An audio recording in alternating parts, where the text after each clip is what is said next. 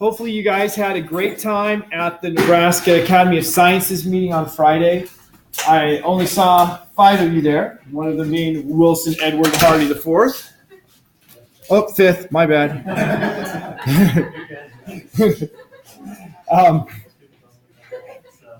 It's kind of cool to have that kind of a string.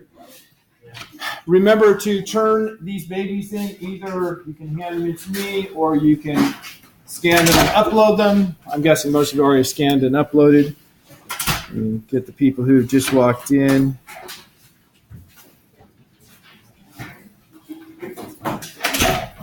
Still no Gila and no Ashley. A reminder that tomorrow is the lab project presentations. So I actually have your posters in my office. I will have my worker this afternoon put them on poster boards, and we'll have easels, whatever, so you can have them set up.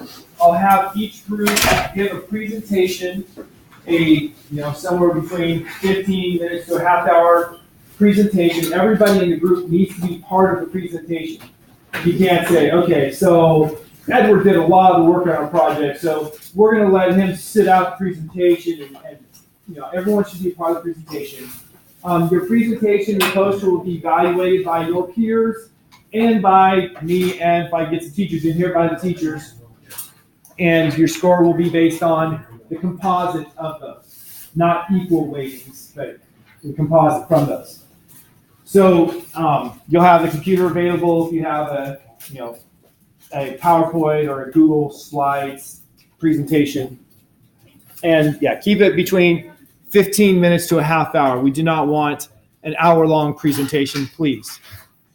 Your presentation should explain the theory behind your project, how it works, show it working if at all possible, and answer students' questions about it. Any questions about tomorrow?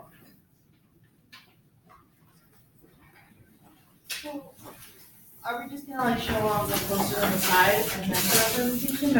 After your presentation, then you'll go to your poster so people can come and look at them individually and ask you questions. So everyone will do their presentations first, and then you'll have some time with your poster. Any other questions? All right, then. Let's talk more about, yes, Edward and Jeffrey. So are we presenting our focus at the same time that we're presenting our project? Well, when you're doing your project presentation, I'll have you bring the poster up here so everyone can see your poster at the same time that you're doing your presentation. So like if you want to say, and here on the poster, you can do that. But then after everybody's done with their presentations, you'll have your poster just sitting on the side, 2 on one side, 2 on the other. And then you can go around, look at others, and, Okay. If we're presenting a PowerPoint along with it, do you want us to send you a copy of that ahead? You do not have to. Okay. Erica? Erika? So how long after the presentations do you want us to speak in then? Is it like 30 minutes or? Yeah, probably only about 30 minutes after the presentations are done. I mean, I don't want people to be bored, but I do want people to look at other people's posters and ask them a few questions just to, be learning from your peers. Yes, Erika. So we don't answer the questions up front then, right? We just do it. No, you'll be answering questions up front, whatever they ask you. Oh, okay. If no one asks you a question, well, then I will. Corso wants to get together. I don't ask you questions, you don't ask me questions, right? Or better yet, you ask me this question that I know the answer to. Okay, let's talk about nuclear power. Last class period, that's Wednesday of last week, we talked about this equation for the disintegration energy. And so I calculated what the disintegration energy is for uranium in the example equation shown. And we got the calculation over here somewhere that it was 180.7 kiloelectron volts Was that the uranium one? No, that was something different. Excuse me. So we didn't do the energy for the uranium. Well, in calculating the energy released in a nuclear reaction, to make life easy, we often just calculate the binding energy per nucleon. So binding energy is we call it the mass defect. The difference in mass between what you have when you have all the constituents by themselves, the parent, and when you have them all put together, the daughter. So in your homework, you have two examples of doing this. One with calculating the binding energy per nucleon. That's just dividing by the total number of nucleons. For deuterium, for a proton bonded to a neutron, and for iron-26. And so in both of those cases, you're calculating this binding energy and then simply dividing by the number of nucleons. So let's just look real quick at how you would do that for iron. So it says iron 56. Iron 56 has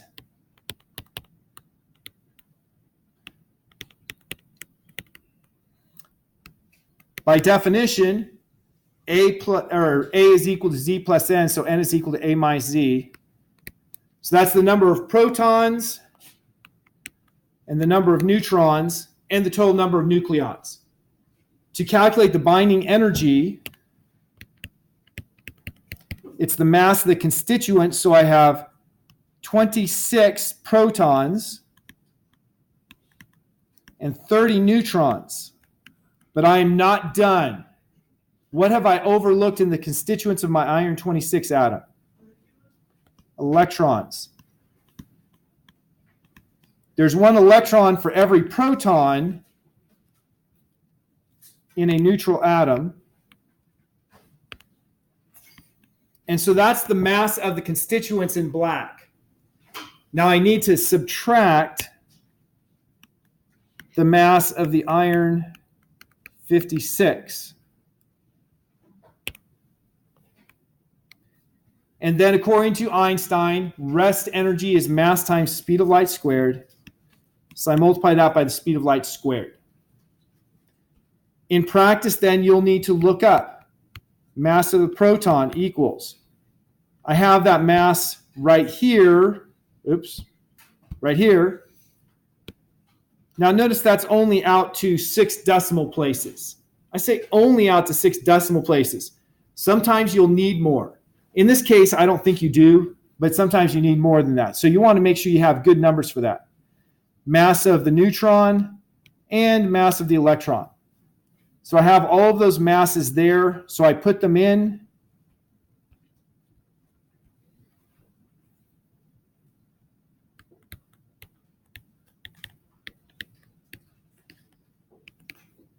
And of course, I'm going to also have to look up the mass of the iron 56.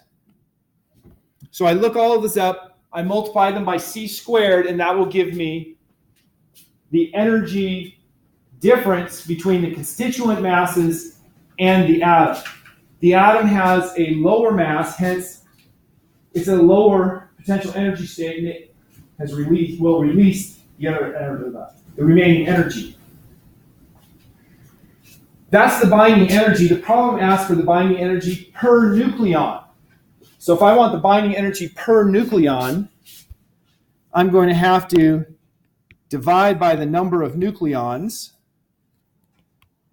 and I'll put it here. Now when you do your calculation, your answer, I usually use mass in atomic mass units, U. And so the units I would have would be UC squared. Well, that's not a standard unit for energy. I'm going to take that and multiply it by 931.4941 mega electron volts per UC squared, and that gets me into my standard units of energy. So that's just the conversion factor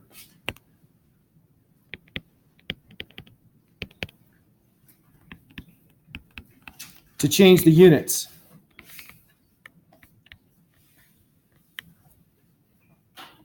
So don't forget to change the units.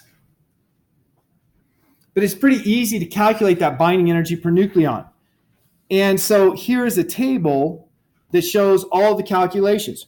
Obviously, these calculations have been done by others. You can look them up, but it doesn't help you prepare for a test to look it up, right? That's the only reason to do homework, so you could regurgitate and do it again. But you see some important things. If we're doing fusion means you're combining. If the final product has a higher binding energy per nucleon, that means the final product is a lower potential energy state, you'll release energy. So fusion will release energy if you go up. So the top here is iron.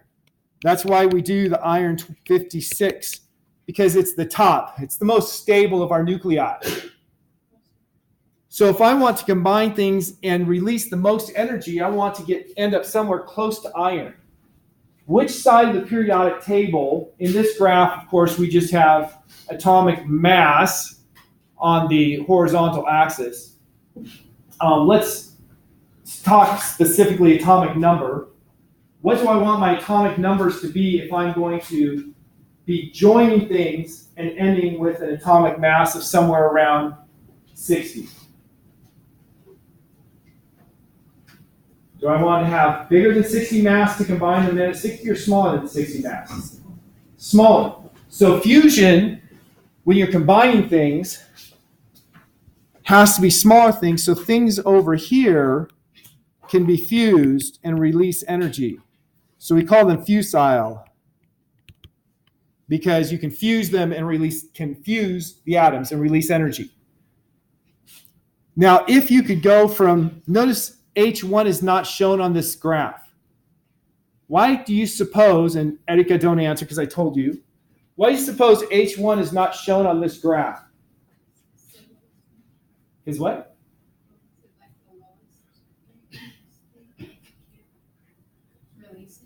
It's not just that it's the lowest. It is the lowest.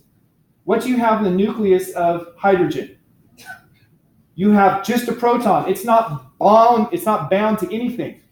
So there's no binding energy by definition of there's nothing to bind to. So hydrogen would be at 0 because there's nothing to bind to, but they were purists here and said because there's no binding, we can't calculate a binding energy. So if you can go from hydrogen to iron, that would be your biggest possible release. But realistically, we try to end here often at helium, because if you go from, let's say, the one you're doing, one of the two problems here, hydrogen 2, that's deuterium, you have a change from about 1.1 to about 7.1 mega electron volts per nucleon. That means you get about 6 mega electron volts per atomic mass unit of fuel. If you were to go the other way, if you were to do fission, fission is breaking stuff apart.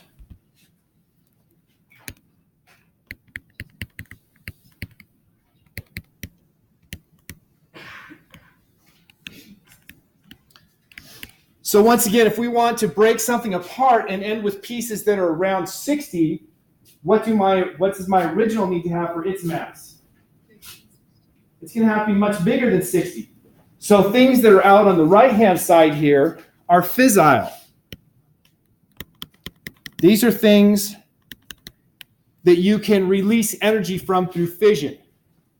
But if you go from uranium, see it has uranium marked here as 7.6. If you go to uranium and end at iron, which is around 8.8, that's only 1.2 mega electron volts per nucleon. 1.2 versus 6, that's a factor of 5 times more energy per mass available from fusion than there is from fission. So fusion is a much better energy source because you get more energy per mass of fuel you use. Now, there's a lot of other reasons that make fusion energy beneficial or preferred to fission. There's only one drawback. We can't control it. We can make a fusion bomb. We can't make a fusion reactor right now. a lot of work trying to develop ways to make a fusion reactor because, and I'll just list some of the positives. Fuel. The fuel for a fusion reactor is heavy water. You want deuterated water, stuff with deuterium. We have a lot of water on this planet. The ocean is filled with water. You just take the top inch of oceans and you have enough deuterated water to last us for over a century. So there's plenty of fuel available for fusion. It's going to be many, many generations down the line where they might start worrying about, we're running out of fuel for fusion. And of course, hydrogen is something that is produced in radioactive decays. Hydrogen is also something that we collect from the sun. So we're getting replenished with hydrogen, which means that the fuel is being regenerated. Now, it's being regenerated how quickly? I couldn't give you numbers on that. I mean, technically oil is also being regenerated, right? But nobody says it's a renewable resource because it takes so long. So there's one thing. Plentiful fuel for fusion. Not nearly so plentiful fuel for fission. For fission, you have to dig up radioactive ore. Second thing is that word radioactive. The fission fuel is all radioactive. It's stuff that's going to make you sick, maybe kill you if you're working around it. The fusion fuel is safe. You don't have to worry about it. So that's a good thing. The products. The product of fission is really highly radioactive materials.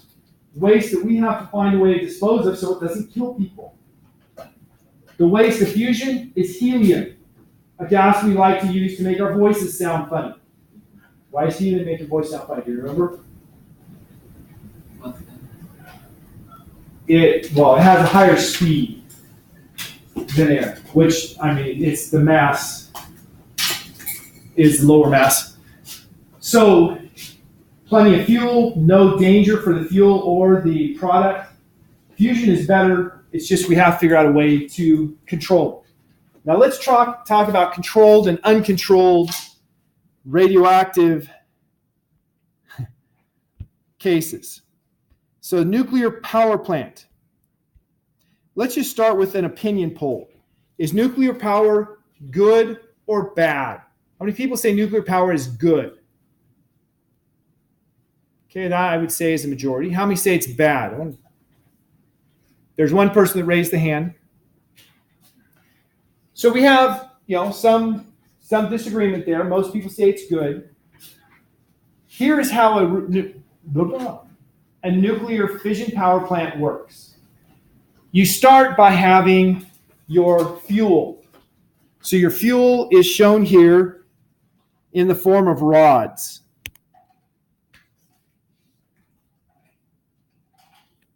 That's fuel. What is it? Well, it's going to be enriched uranium. And you should be saying enriched. Why did they have to make it richer? The fact is that for a good, efficient nuclear power plant, you need to have uranium-235. Uranium-235 has a half-life measured in hundreds of thousands of years. Uranium-238 has a half-life measured in millions of years. So if you look at naturally occurring uranium, uranium-235 is largely gone. Uranium-238, with its much longer half-life, is all you really have in uranium. So you dig up uranium, it's almost all uranium-238. But uranium-235 is what you need for the fuel. So you have to enrich it. And how do you enrich it? I used to work at Battelle Pacific Northwest Laboratories up in Hanford/Richland, Washington. That's where the work was done to enrich uranium for the first bombs. And so what they did was they made a uranium hexafluoride chemical, and it's kind of a liquid. They say it's a slurry. And then they put it in a centrifuge. We've learned in physics about centrifuges. You've used them before, I'm sure. The centrifuge is going to make The things that are more dense sink to the outside of the circle. The things that are less dense will float up to the center of the circle in the centrifuge. And since uranium-235 has less mass per molecule, and the molecule density doesn't care if it's uranium-235 or uranium-238 as far as how many molecules you have, uranium-235 will float to the center, the uranium-238 will sink to the outside, you scrape the center, and you have enriched uranium. Now in the process, they made lots of radioactive waste. Things like trains they used to transport were radioactive. So they did things like drive the train into a tunnel, bury both sides of the tunnel. Now you have a radioactive train preserved in the tunnel. I went out there on the nuclear reserve one Sabbath afternoon. You know, Sabbath afternoon. I had a badge, it let me in. I get out there and I'm driving down the road, and then I see this little yellow tape with magenta on it. That should be a universal sign you know. Does anybody know what yellow and magenta means? It's a warning for radioactive material. And it's like, don't cross this tape. And I'm like, don't cross that tape. You know what? I'm not even going to come up to the tape. I figure if it's not safe on the other side, it might not be so safe on this side. So I decided, well, this is a good idea out there in the nuclear reserve. And we will finish up with our last topic of the year. We'll be talking about the safety of radioactive material. So you have the uranium-235 rods, the fuel. These rods are just randomly kicking out a neutron every now and then. Nothing really special happening. But you saw from that equation I showed you before that when you have a fission, when you break apart, a neutron is absorbed, breaks it apart, it produces more neutrons. So if you have a fission occur, a neutron gets captured and a fission occurs, and it produces 3 neutrons. If those neutrons are absorbed by other nuclei, then you're going to end up having a bomb. That would be bad. But what normally happens is those neutrons just escape and go into something else. If that was not the case, we would have the Earth blowing up everywhere we have uranium deposits. Right? So you know that's not happening normally. So why does the uranium not normally absorb those neutrons? What is it about the neutrons that makes them not absorb?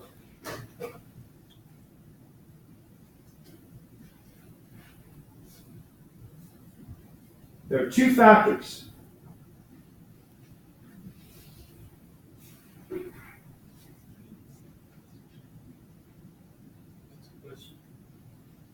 There are 2 reasons why uranium doesn't absorb the neutrons produced typically in a reaction such as, in a reaction such as that one right there. Right? That you absorb 1 neutron, it breaks, produces 3 neutrons. Why aren't those 3 neutrons absorbed by other uranium nuclei? Has something to do with energy levels? Has something to do with the energy. It has to be a slow-moving, a, quote, thermal neutron, one that's in thermal equilibrium with the temperature, to be efficiently absorbed. That's what the point was of this graph right here that we talked about a week ago today, I believe. So it has to be a slow-moving neutron. Those neutrons come out with a lot of energy.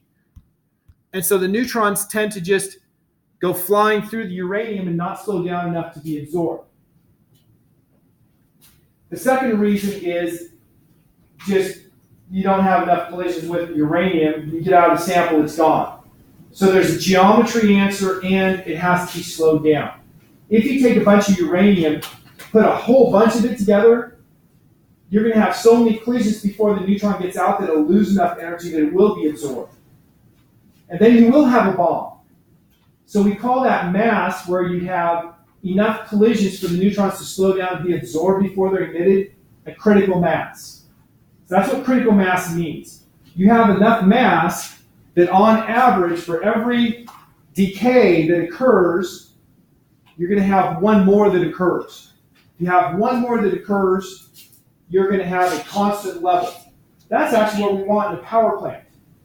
If you have 1 0.0000001 neutron absorbed per decay, you have a bomb. Anything above exactly 1 electron per fission causing another fission is a bomb. But anything less than 1, and the reaction rate slows down. So critical means that 1 neutron from each fission causes 1 more. Question? And how do they keep it under 1? Like, if they see it getting close to 1, like how do they know? That's a very important question. Very important. And we'll get there right now. So the next thing in our reactor, each one of these rods is subcritical. That means the rod hanging out by itself will not be a bomb. Then you have this water. It's kind of pinkish on the bottom and red on the top. That water is what we call a moderator. So I don't know where it says moderator on here. There's where it says moderator. Water has lots of hydrogen, right? And so when a neutron hits a hydrogen atom, it's going to, on average, lose half of its kinetic energy. And so water is, well, hydrogen atoms are the most efficient at slowing down the speed of the neutrons, moderating the speed, hence the term moderator. So that water is very important because it slows down the neutrons so they can cause another reaction when they hit a different rod. So the neutrons come out of one rod, go through water, slow down, then hit another rod and cause a reaction. That's the design. But of course, that would be a bomb. Erika hit a really important question. That would make a bomb. If all you have is the fuel in the moderator, it goes boom. That's not good. So we have one more important piece to the reactor, and that's these things here, the control rods. The control rods are made out of something like cadmium that is very efficient at absorbing neutrons. And so those control rods can be raised and lowered. And if you lower the control rod, you're going to have more neutrons absorbed. You raise it, you'll have less neutrons absorbed. And so the temperature of the reaction is controlled by how high or low those control rods are. And so, of course, the nuclear power plant then has control circuitry that says temperature's getting too high, lower the control rods. Temperature's cooling off, raise them up. That's how they do it. Without that, you have no control and you're in trouble. So those control rods are really pivotal. So what is this doing in the end? It's getting hot. Where is the energy going? Well, the energy is in those neutrons initially, and the neutrons were being slowed down by that moderator, by the water. So the water is getting really hot. That's where the energy is harvested. The water that's used as a moderator is then pumped through a separate chamber. Notice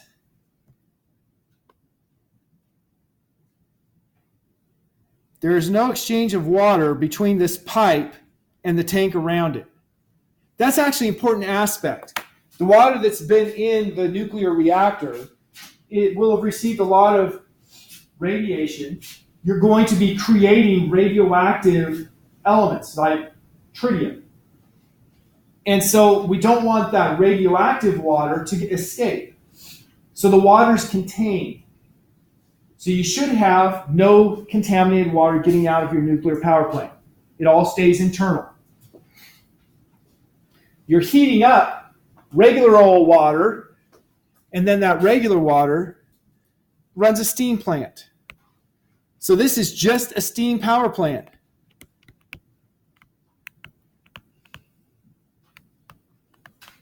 Okay, Erika had another question.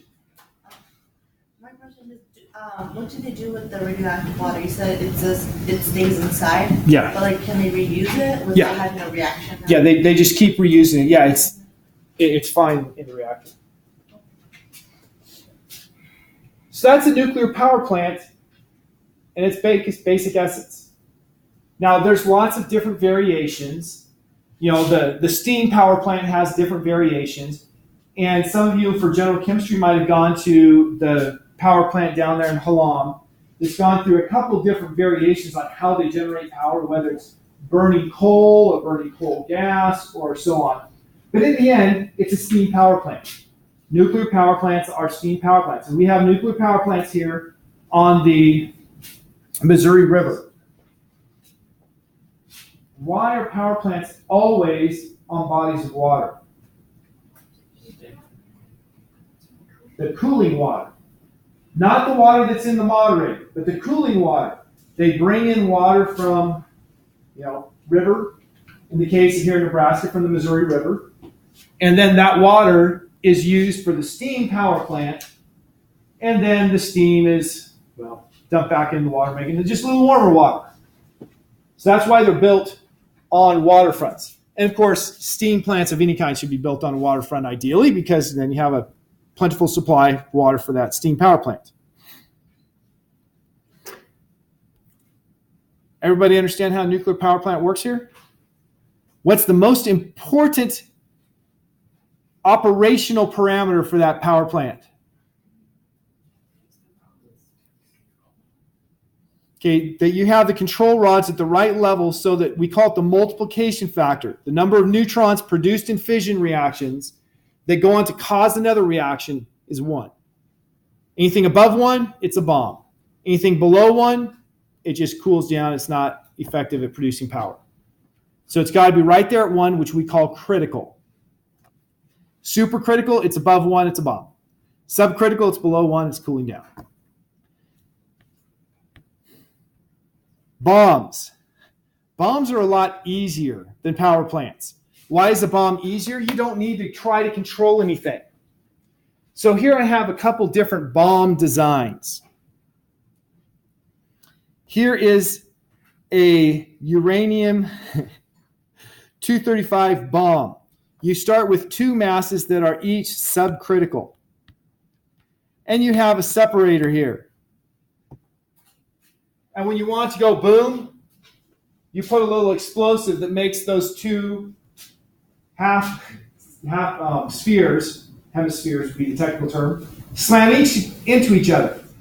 And if each one's like, let's say, 75% of critical mass, that is 75% of the mass you would need for the multiplication factor, the number of neutrons from an event causing another event being 1. You have 2 75% critical masses, you combine them, now you're at 150% critical mass. You're going to have more than 1 neutron from each fission causing another fission, and your reaction rate goes up exponentially, and boom, the whole thing blows up at once, releasing enormous amounts of energy. Now, sometimes you read about, a kid built an atomic bomb for his, 8th grade science project. It's happened. It's not hard to build an atomic bomb. Now, to optimize it, to make it have, more power, more destruction, blah, blah, blah, that's hard. But making an atomic bomb just means you've got to get your hands on 2 pieces that are subcritical that combined will be critical and have an explosive to bring them together. Hence, we really regulate the snot out of our fuel that you could use for a bomb. So far, I've been talking about uranium.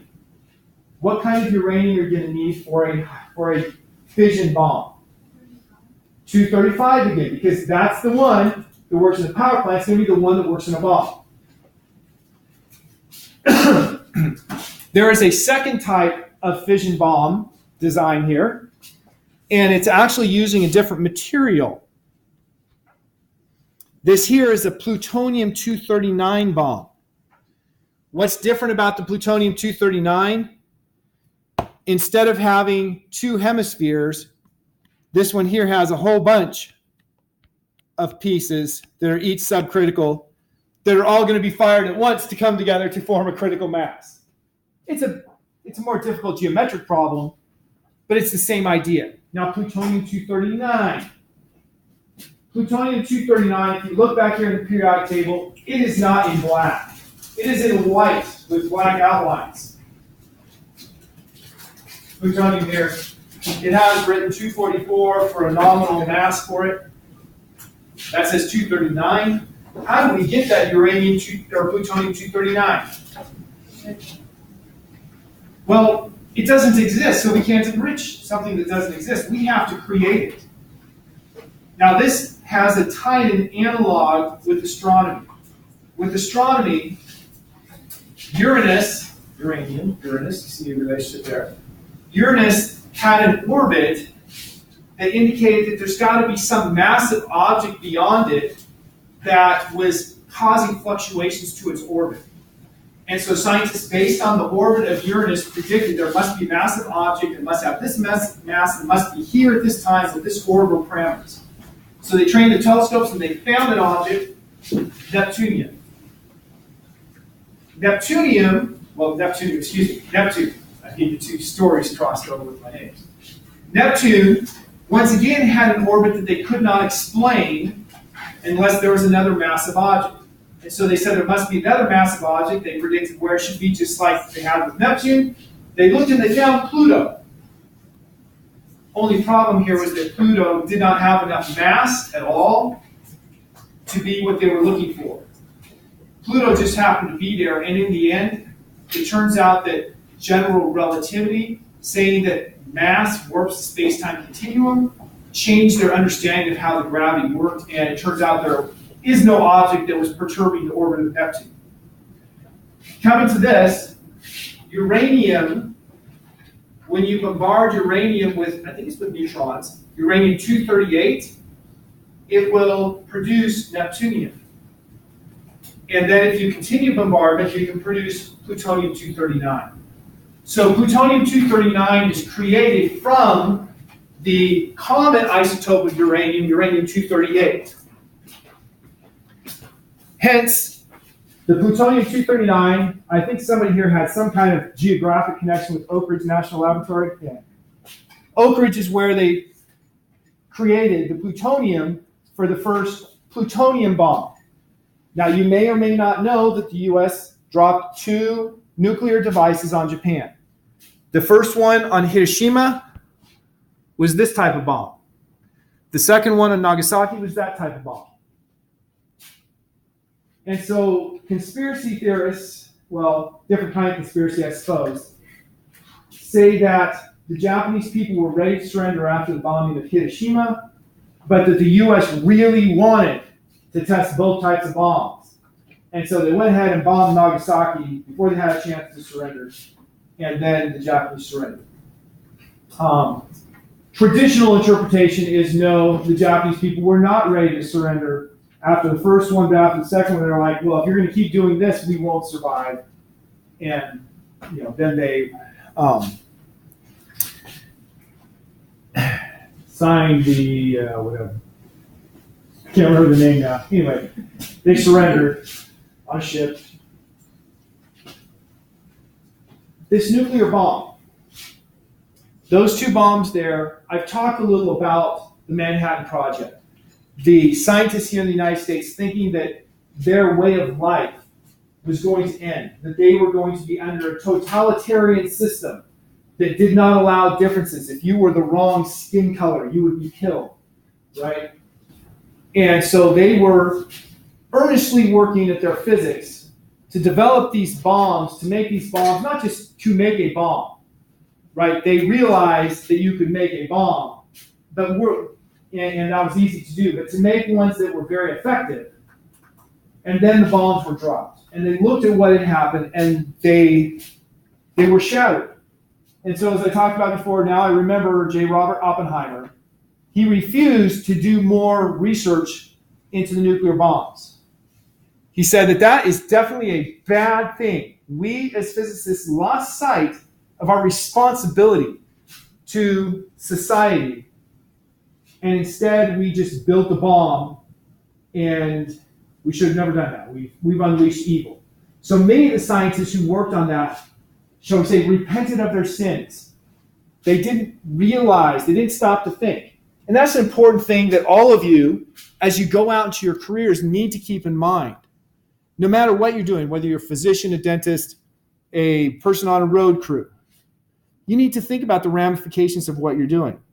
Are you going to cause major problems with what you're doing, or are you helping society? I hope we all choose those decisions to help society in what we're doing. Ashley. I was saying there are terms Manhattan Project, like when the radioactive stuff.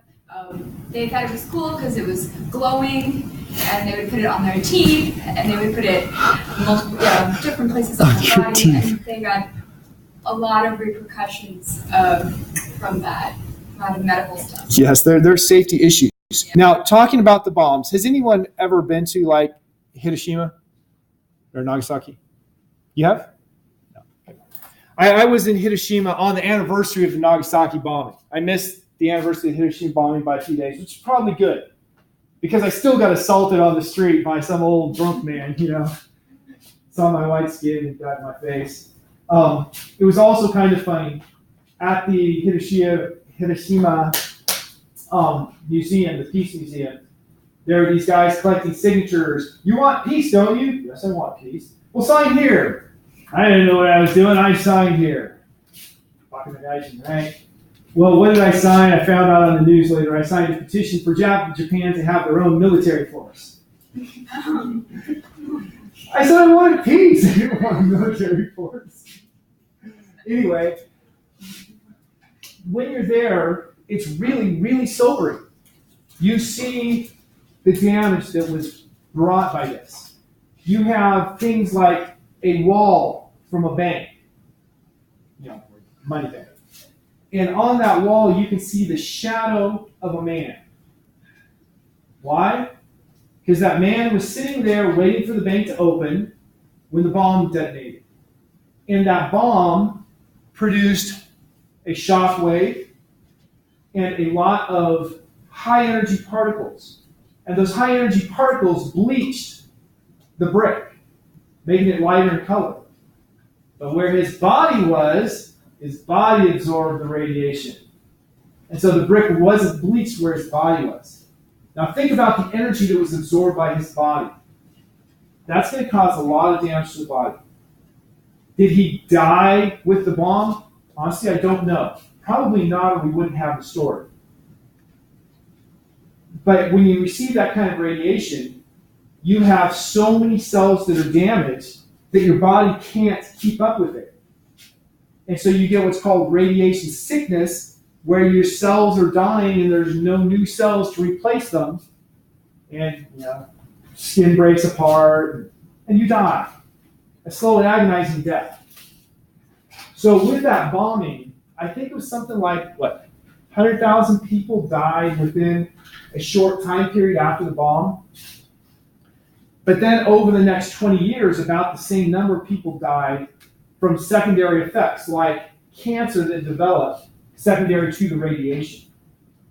So when you think about nuclear bombs, it's not just the bomb detonation. You also have the damage that's done that will be seen even in later generations. If you have damage to your genetic material, then you have children, they will carry that damage and you have problems there. Now in the museum, there's a lot of children's artifacts because it was a civic pride day. The school children, like my son today, were out doing city beautification projects. And so when the bomb was dropped, there's a disproportionate number of children who were killed. And so you have things that just break your heart, like piece of a lunchbox. Little Hiroshi's mother searched the streets, and this is all she found of her son. It's really heartbreaking. And it helps you to really understand just how nasty it is to have war in general. And physics is always a culprit in war, right? You don't have a bomb without a physicist. And I hope that everyone who has developed a bomb realizes, wow, that was a bad idea. But we have leaders who will never understand. Okay, fusion bombs. I'm sorry. It is one of the things in this class that we're supposed to talk about the societal implications of science. So that is one of the general education core things we cover in this class. Fusion bombs. So Oppenheimer wasn't willing to work on a fusion bomb. But as we saw from our calculations at the beginning of class, there's a lot more energy available per mass. That is, you can make a smaller bomb with the same amount of energy if you have a fusion bomb. And so scientists sat down saying, well, how can we make fusion work? The sun does fusion all day long, 24/7, right? For about 10 billion years, it'll be doing that. 5 in the past, 5 in the future. But the sun has a big advantage in gravity is doing all the containment. Well, here's the bomb design that we have. The first thing you notice is, wow, there's some plutonium, there's some uranium, what the heck? Those are not on the right side of the periodic table for fusion. What are those on the right side of the periodic table for? For fission.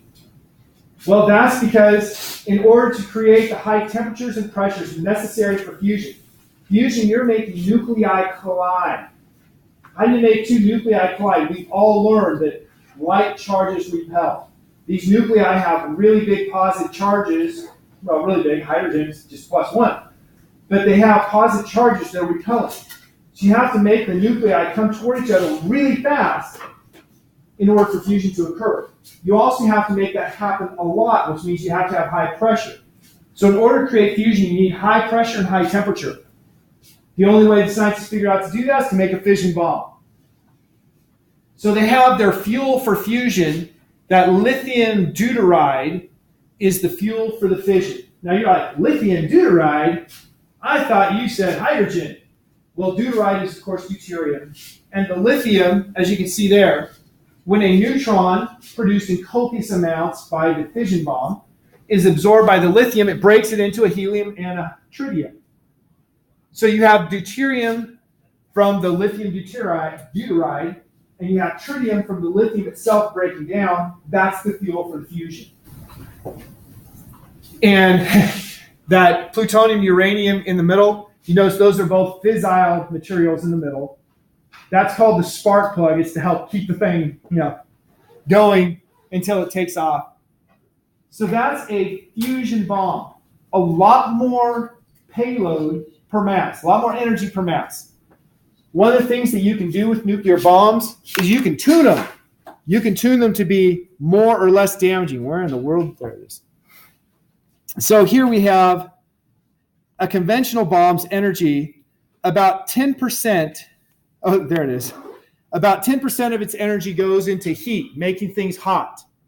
And 90% goes into a blast wave, a shock wave coming out, knocking things down. A conventional nuclear bomb has 35% going into heat, 50% of the energy going into the blast, and then you have prompt radiation, that's stuff that quickly is decaying after the blast, and delayed radiation. Delayed radiation is really bad because that makes it so nobody can be around where you detonated the bomb for years and years. So not only did you destroy stuff, you made it so it's uninhabitable for, 500 years, 1,000 years. So that's really bad because it has future ramifications.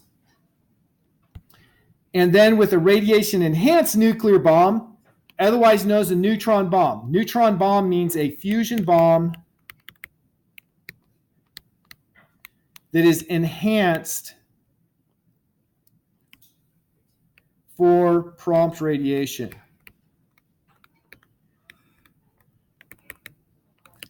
They figured out ways to make it so you're going to get more neutrons coming out. Why do they want more neutrons coming out? What do the neutrons do to your physical structures like your buildings? Not much. What do they do to your human bodies? They deposit a lot of energy, cause damage, and kill people. And so that's, kind of like if you are an evil person, that's a grand thing. I can just kill people without destroying the area. So I can come in the next day if I can make it so it has really low delayed radiation, really high prompt radiation, low blast and thermal, then I can come in the next day and I can inhabit the place and be safe. Right? From a militaristic perspective, I suppose that's a really good thing. From a humanitarian perspective, what is my net outcome here? Please don't ever do this. That is not a human thing. That's certainly not a Christian thing. And I'm going to end with that plea. Don't make bombs. Make love, not war. I'll see y'all in lab tomorrow.